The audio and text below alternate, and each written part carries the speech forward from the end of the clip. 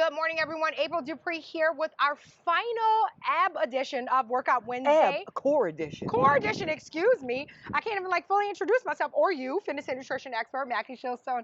Today, we are talking about core stabilization, and Mackie actually has been showing us some core work over the last couple of weeks, and now he's gonna do an exercise that probably many of you guys are at least familiar with the foundation of it if you do yoga, but I want you to explain a little bit more about how this looks, and I'm gonna show you guys the modification of it, of course. What we've been showing you over the last weeks for the core, 29 muscle groups, the transition between the upper and lower extremity. We showed you one where we did the V and variation, where the fulcrum was the buttocks, and we were doing this. We're going to invert the V. Okay. And we're going to put the buttocks in the air, and we're going to show you movement back and forth, and we're going to show you then what is used by sprinters before they get in the blocks. These two exercises are two of the most effective you can do for core. We're going to bring in hips and everything. All right. So watch what I'm going to do. Let's see it. I'm going to go down. Now I'm going to put my hands in palms down, arms extended, and I'm going to go up into a V. All right. Now you see I'm on my toes, okay? Now I'm going to put my feet about shoulder width apart. Now I'm going to move my right hand to the side of my left foot. I'm going to go opposite and come back. Gotcha. I'm going to go back, touch, and come back, touch, and come back. What makes it tougher is if I go back further. Now I've got my hands. I got to go all the way back and come, and I'm crossing over. Okay. The crossover is effective. Now I'm going to come down. I'm going to look straight ahead. I'm going to get my feet out.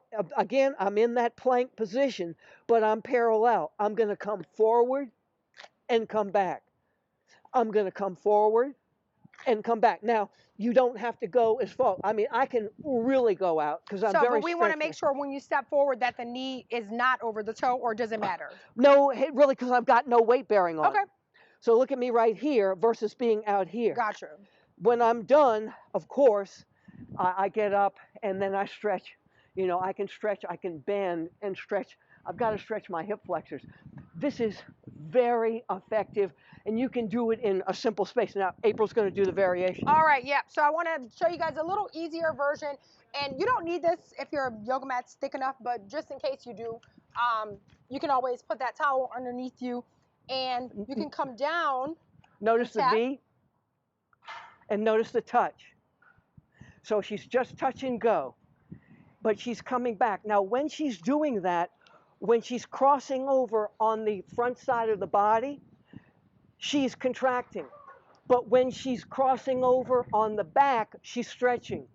And that's called agonist, that's working, antagonist, that's counter movement. Okay. And then since you're down there, do the cat, do the head up. Now, here. And then you can there, right? Exactly. But then you can come back up. Like and now look what she did. So she's doing the stretch in between each one and back. Now, is it possible for me to bring my knee down, or is that not safe? Well, no, you mean go down, let me see, you're talking about in the front? The back knee. Yes. Like this. Now, notice when she puts her knee down in the back, she's actually on a pad. Everything we've done is on a pad and on a towel. Yeah. Cool. So how many of those should we do? Well, if I was going to do the V-touch, remember, you got it both sides. So I do 10, which is 20. 1, 1, 2, 2, like that. Here, I just do 10. Okay. 1, 2, 3, 4. Gotcha. And you can always work your way up from there. Right. And it gets your heart rate up too, guys. This looked easy, but it's more challenging than you think, but certainly doable. Thank you guys so much for joining us for this week's Workout Wednesday. Check out all of this information at MaxwellNutrition.com, and of course, visit WWLTV.com and click on the Health tab.